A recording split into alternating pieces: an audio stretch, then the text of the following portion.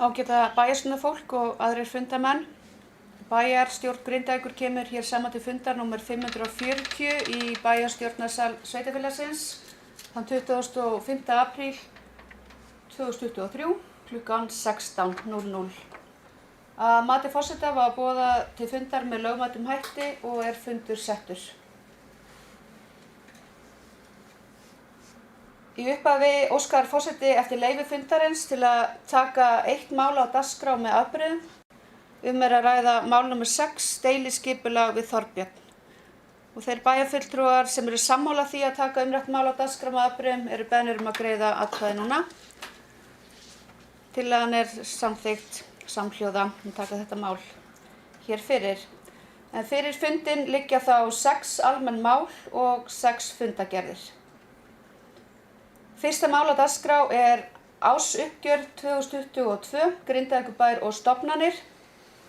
Fyrri umræða ársreikning Grindavíkurbæjar og stofnana fyrir árið 2022. Endurskoðandi bæjarins, Lilja Dögg Karlsdóttir, mætt á fundinn og fer yfir endurskoðunarskýrsluna.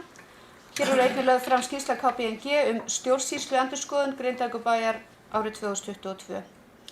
Ég ætla bara að byrja því að bjóða Lilju Dögg hingað í pontu og biðja hana að fara yfir endurskoðunarskýrsluna. Lilja, gjörðu svo vel.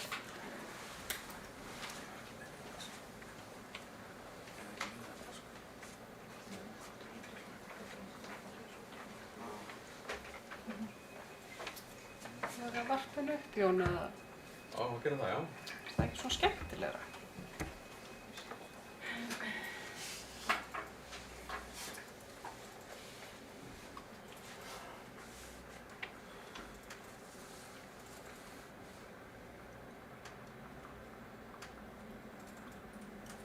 Þú er bara með hann í drögum. Já, það er ekki búið að gefa hann út. Nei, ok. Þá getur bæjarstjórnarmenn, bæjarstjóri og aðrir gestir. Endurskoðunarskýrslan liggur fyrir í drögum hérna og verður svo gefin út við seinni umræðu. Það er svona venjan. Enda endurskoðun ekki lokið, henni lýkur í rauninni ekki fyrr en við seinni umræðu. Halda bara áfram. Hérna svona bara hefðbundin inngangur, svo við fyrir bara næstu síðu þá. Hérna koma fram helstu niðurstöður okkar endurskoðunarvinnu. Hérna sagt frá okkar helstu svona áherslum í endurskoðuninni. En endurskoðunin í grunninn áhættu miðuð, þannig að okkur ber í rauninni að meta hvar mest áhættan liggur og einblína svolítið á það í okkar endurskoðunarvinnu.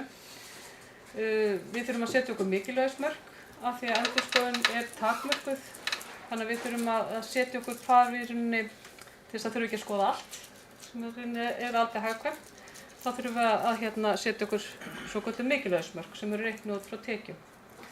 Ef upp kemur skekkjur yfir 6 milljónum króna á okkar mati, þá myndum við greina bæjarstjórn frá því.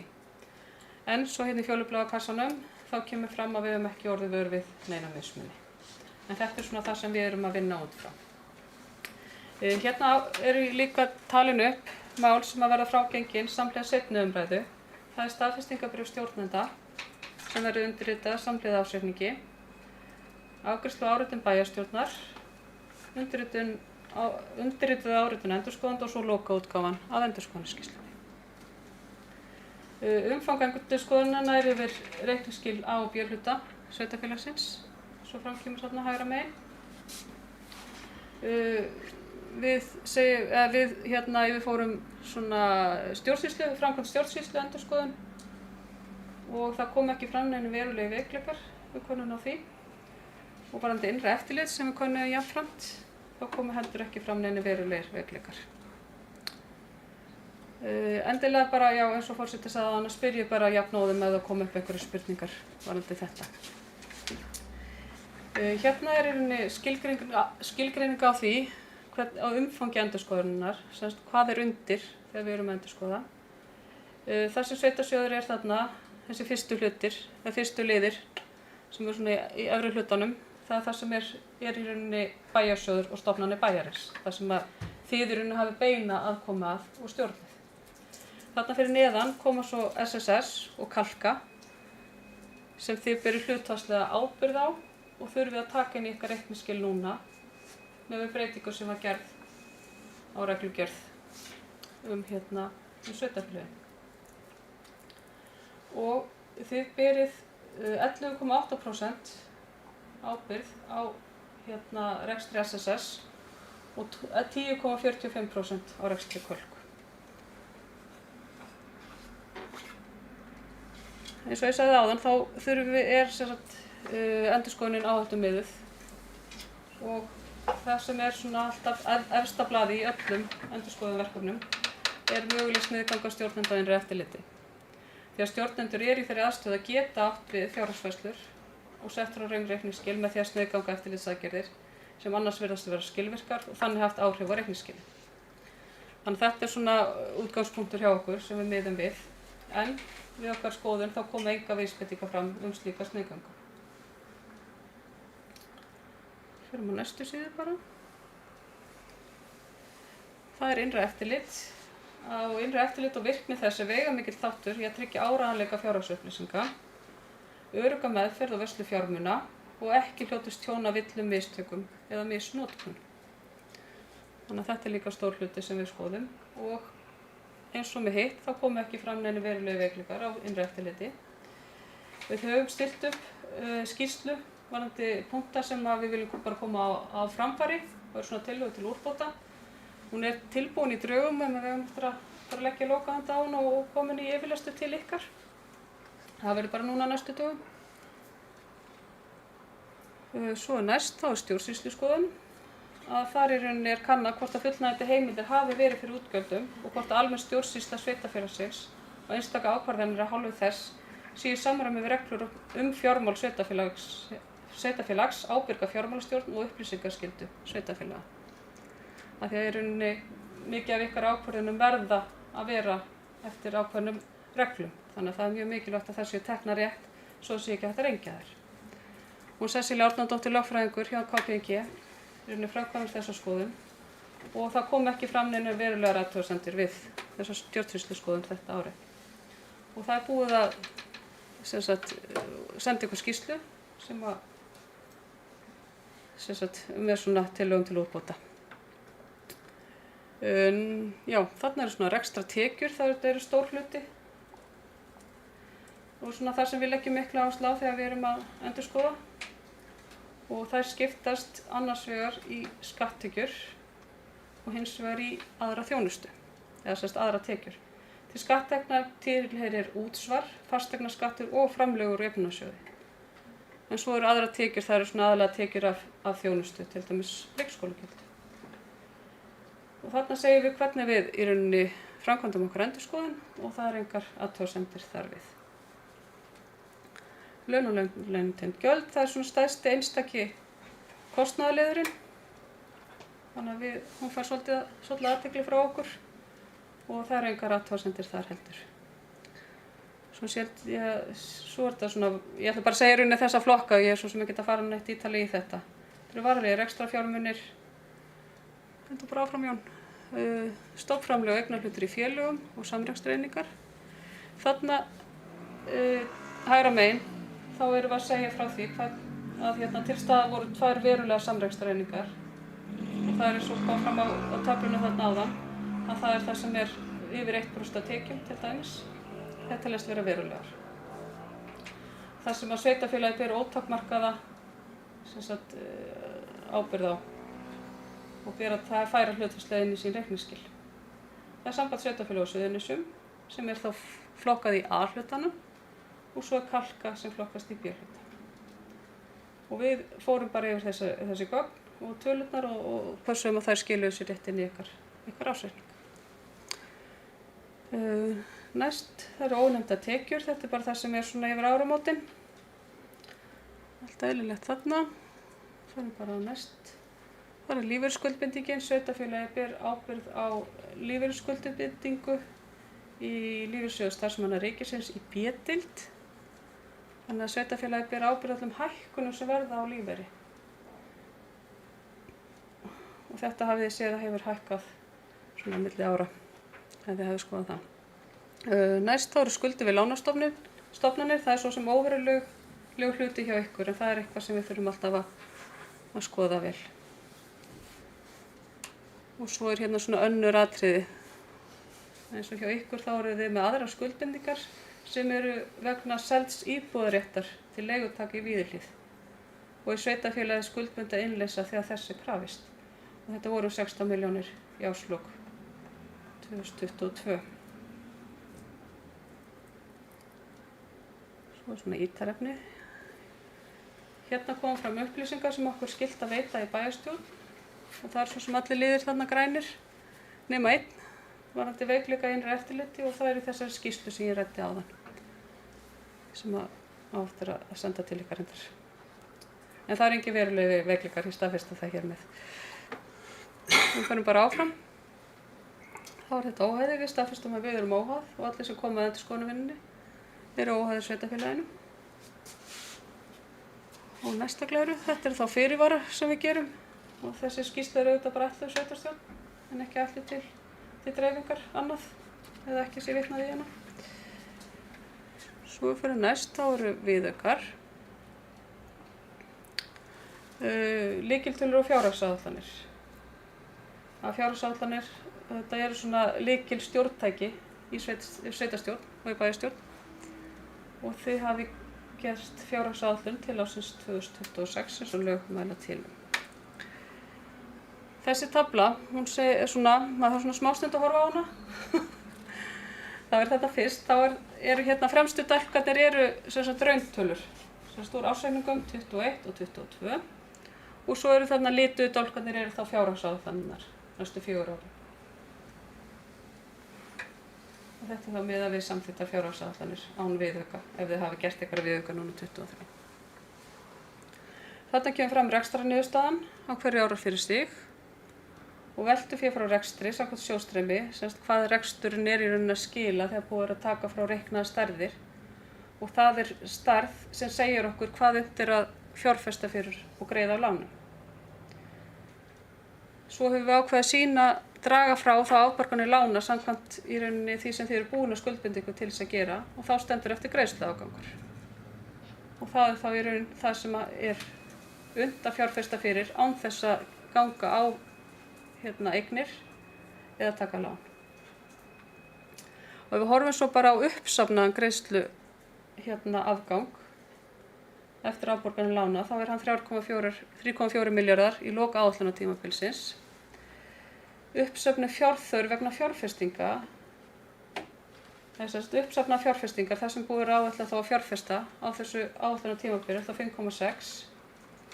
Svo er búið að ráðgera að taka samtals að láni 1,2 milljarð. Þannig að það gengið á eignir upp á 920.000 á samtals í lok áætlunartímabilsins. Þannig að þetta sýnir svona myndrænt hvað áætlanirnar ykkar þýða. Rekstrarjöfnuður í sveitarstjórnarlögum, þá er þess getið að sveitarstjórn ber að sjá til þess að rekstur sé jákvæður á hverju 3 ára tímabili. Og hann hefur það verið það hjá ykkur, þannig að það er svo sem ekkert vandamál þar og er ráðgert að hann verði það áfram. Framleiða hlutfall. Þetta eru hlutfall, framlegð eru rekstrarkostnaður án afskrifta, rekstrarniðurstaða án afskrifta. Og í hlutfalli við rekstrartekjur þá, þegar þetta hlutfalli er eitthvað. Skuldahlutfallið eru skuldir í hlutfalli við rekstrartekjur. Þannig að það hefur verið í kringum 50% síðustu árin og er áætlað næstu 2 ár. En svo vegna lántökunnar sem við sáum á töflunni áðan, þá er rauninni ferð aðeins upp. Og er þá áætlað 70% í lok árs 26.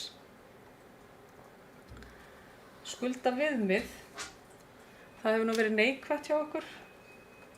Af því að skuldaviðmið, munur á skuldahlutfalli og skuldaviðmiði er það að þegar skuldaviðmiðið er reiknað, þá má draga frá veltufjármuni, bankainnstæður og það sem þið er verðbréfum. Þannig að það má draga það frá skuldunum áður en þetta hlutfall er reiknað. Það er þess vegna sem það er lægra heldur en hitt. Og í loka áætlunartímabilsins þá er gert ráð fyrir að það verði komið í 48% í A- og B-hluta. En var núna neikvætt 3% í árslok 2022. Já, þá þessu lestri lokið. Einhverjar spurningar? Þið megið líka spyrja út í ársreikningin ef það eitthvað þar sem þið hafið svona rekist á við þá yfirferð sem þurfið einhverjar skýringar á. Nei, ef ekki þá bara þakka ég fyrir mig.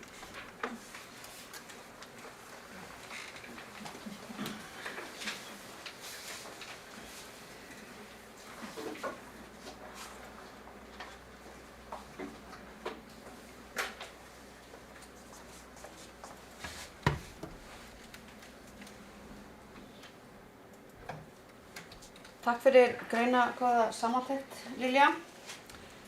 Þetta er samt sem aður að bjóða svona formlega orðið laust ef einhver vill tjá sig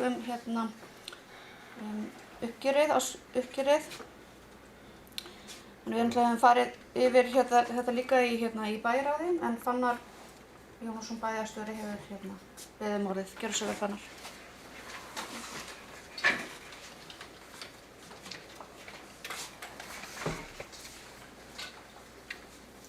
Já, forseti, það eru bæjarfulltrúar. Það liggur fyrir hérna í gögnunum ársreikningur til fyrri umræðu vegna síðasta árs og greinagóðar skýringar með honum. Að mörgu leyti þá sýnir þessi ársreikningur með góða niðurstöður og margt betri heldur en áætlanir gerðu ráð fyrir, og það er auðvitað mikið fagnaðarefni og sérstaklega í því ljósi að það eru mörg sveitarfélög núna sem eru rekin með halla og eiga undir högg að sækja og horfir eiginlega ekki vel á sveitarstjórnarstiginu, þannig að við getum meir en vel við unað í sjálfu sér. Og að reyna aðeins yfir nokkrar tölur sem að framkoma í þessum ársreikningi. Að reksta niðurstaða, hún sýnir afgang upp á 387 milljónir, en það var gert ráð fyrir lítilsháttar rekstrarhalla í áætlun og rekstrarniðurstaða samstæðunnar í heild sinni eða samanteknu reikningsskilum er 429 milljónir sem er vel umfram það sem áætlun gerði ráð fyrir. Og útsvarstekjur þær hafa hækkað 204 milljónir sem er líka ábati umfram það sem að reikna var með. Og framlög jöfnunarsjóðs hafa líka gefið meiri tekjur heldur en að gert var ráð fyrir. Gatnagerðargjöldin þau voru líka talsvert hærri heldur en að áætlanir gerðu ráð fyrir og aðra tekjur þannig 265 milljónum hærri en fjárhagsáætlun gerði ráð fyrir. Á móti kemur að laun og tengd gjöld, þau eru rúmum 70 milljónum hærri heldur en að áætlað var og lífeyrisskuldbindingar líka.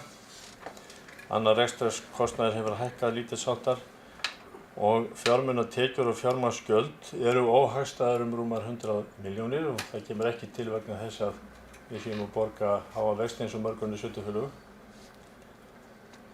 Skýringin er ekki síður svo að við erum að missa niður vaxtatekjur sem hafa verið þó nokkrar í ársreikningu síðustu ára og það er vegna þess að vextir hafa verið hreinlega neikvæðir af innistæðum sem að sveitarfélagið á. Skuldahlutfallið sem endurskoðandi fór vel yfir áðan er mjög ásættanlegt og ekki síður í samanburði við mörg önnur sveitarfélög. Og það sem er nú einna ánægjulegast líka er að samkvæmt samanteknum reikningsskilum að þá skilaði reksturinn í A og B hluta 942 milljónum í veltu frá rekstri sem er þetta eins og endurskoðandi lýsti rækilega áðan. Eða það bil sú fjárhæð sem að hægt er að fjárfesta fyrir án þess að taka lán eða þá greiða niður lán sem eru sáralítil því að það voru einungis 11 milljónir króna afborganir á lánum hjá okkur á síðasta ári sem sagt varla nokkur til þess að tala um. Og handbært fé í árslok 1578 milljónir sem eru auðvitað líka mjög góð staða. En mér langar til þess með leyfi forseta að vísa hér í eða lesa hér upp svona stuttan úrdrátt úr viðtali sem var í Morgunblaðinu í gær með Karl Björnsson sem er að ljúka störfu núna sem framkvæmdastjóri Sambands íslenskra sveitarfélaga Hann hefur verið starfsmaður sambandsins frá október 2002, þar á undan var hann bæjarstjóri í Árborg lengi vel. Hann stýrði kjararannsóknarsviði sambandsins og er svona einhver mesti reynslubolti bara landsins á sveitarstjórnarstiginu. Og þess vegna sperrir maður eyru og augu þegar maður sér til hans eða heyrir taka til máls og það er eiginlega svona ágætis ábending eða svona íhugun sem að mér finnst að það sé rétt að sveitarstjórnarmenn allir taki til sín eða hlusti á þegar hann svarar hérna spurningum fréttamanns sem okkanum í gær. Hann segir hérna að sveitarstjórnarstigið í heild ekki fjárhagslega sjálfbært þessar mundir. Sveitarfélögin þyrftu að hafa 30 milljörðum króna hærri tekjur heldur en þau hafa nú til að geta staðið undir þeim þjónustu skuldbindingum sem þau hafa samkvæmt lögum. Ef slík væri raunin, það myndi veltufé frá rekstri skila fjármagni til að viðhalda og jafnvel lækka heildarskuldir auk þess sem eitthvað fjármagn yrði eftir til að framkvæma fyrir og byggja upp innviði. Svo segir hann hérna orðrétt. Mér hefur sýnst að kjósendur í sveitarstjórnarkosningum hafa ekki mikinn áhuga á að ræða fjármál sveitarfélaga og nýta ekki atkvæði til að kjósa þá sem lofa ábyrgri fjármálastjórn. Fólk treystir bara á kjörna fulltrúa og þeir klúður ekki málum. Það er skemmtilegra að tala uppbygging og framkvæmdir, en reynslan kennir okkur að ef fjárhagsstaða sveitarfélaga ekki orðin svo slæm, að ekki verður ráðið við hana án mikilla viðbragða, þá þarf að lækka þjónustustigið og hækka skattheimtuna. Þetta hefur gerst og mun að óbreyttu áfram gerast.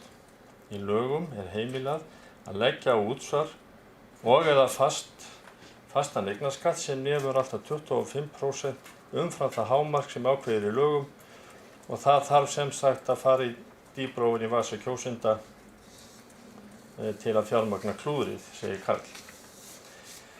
Og hann heldur áfram, samskipti ríkis og sveitarfélaga fjármál hafa lengi verið ástæðingarstig. Ég held að það sé fyrir löngu tímabært að hið opinbera, ríki og sveitarfélög taki til umræðu af fullri alvöru hvort hægt sé að draga eitthvað úr endalausum kröfum að auka opinbera þjónustu sem verður ekki veitt án fjármögnunar, segir Karl.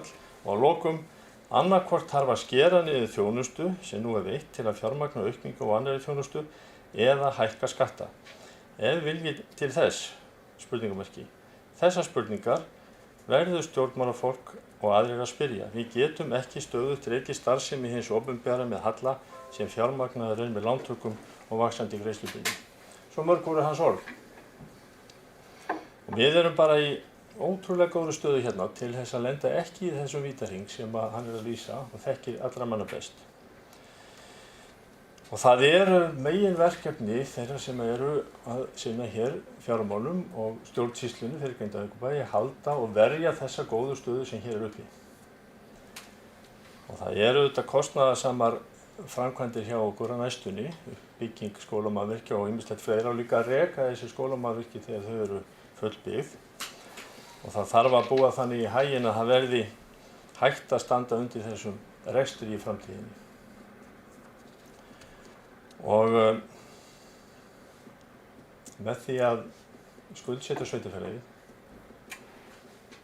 eins og mörg önnur hafa þurft að gera sveitarfélög, að þá erum við náttúrulega að takmarka fjárfestingargetu framtíðarinnar sem tímunar og það snýst við dæmi hjá okkur, við þurfum að fara að borga bæði af lánum og vaxtagjöldin sem þeim fylgja.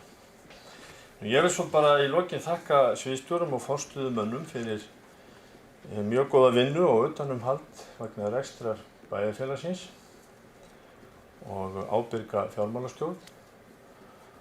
Og ég held að það sé á engan halla þó ég nefni sérstaklega nafn Jóns Þórissonar í þessu sambandi.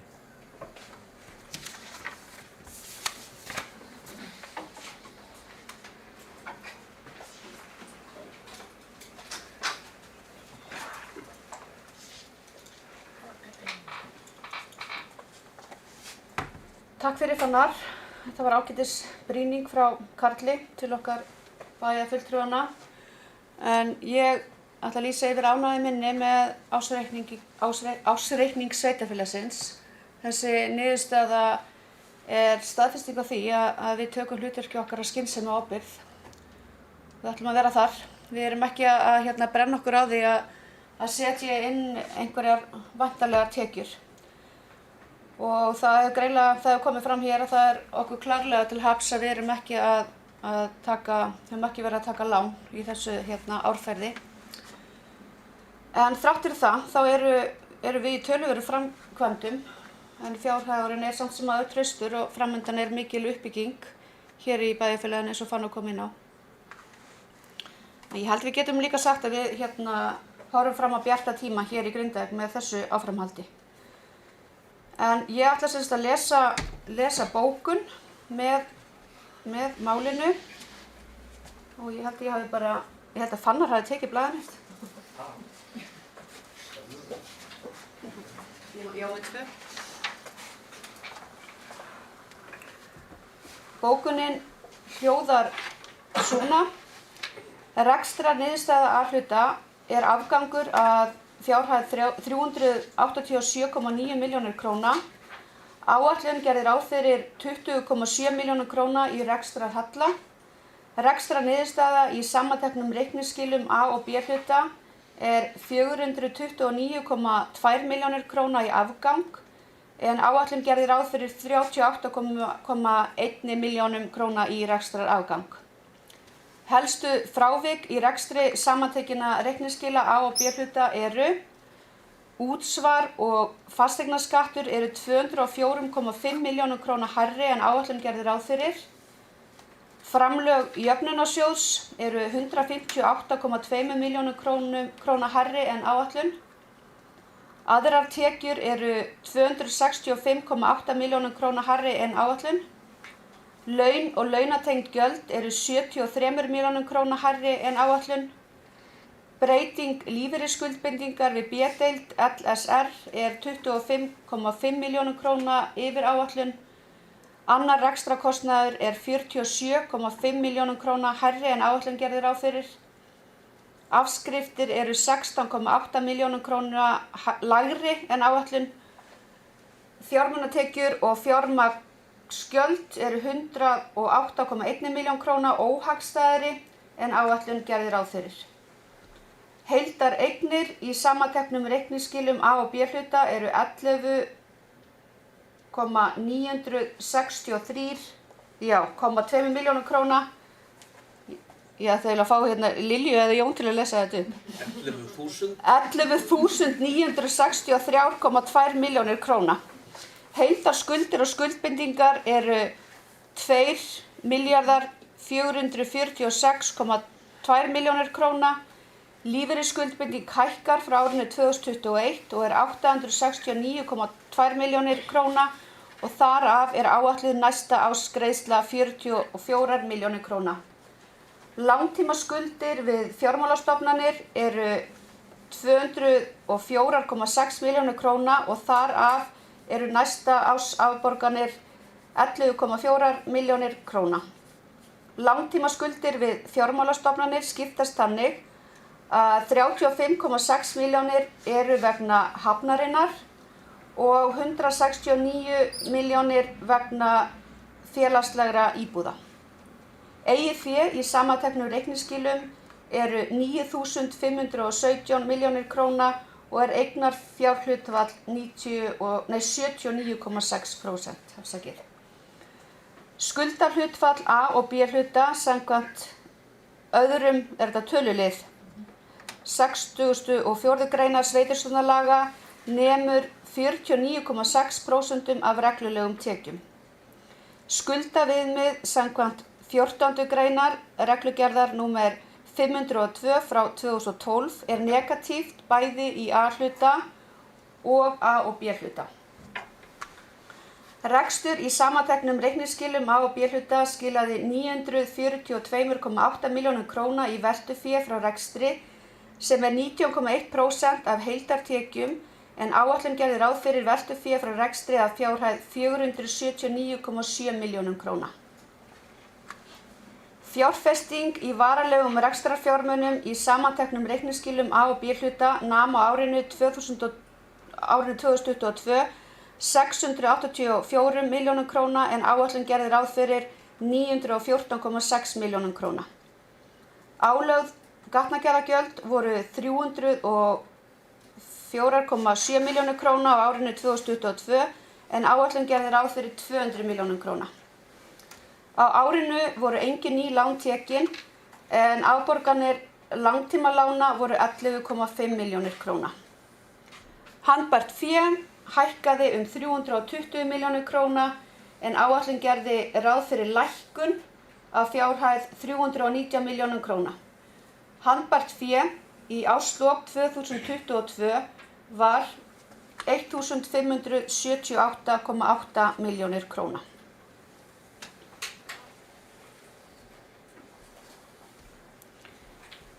Já. Við þurfum að vísa ársreikningnum til seinni umræðu í bæjarstjórn og ef enginn vill tjá sig frekar þá ber ég málið upp til samþykktar og bið þá bæjarfulltrúa sem eru samþykkir að vísa ársreikningnum til seinni umræðu í bæjarstjórn að gefa merki. Bæjarstjórn samþykkir það samhljóða. Þá það annað mál á dagskrá. Það húsnæðisáætlun Grindavíkurbæjar fyrir árið 2023. Hún lögð hér fram til samþykktar.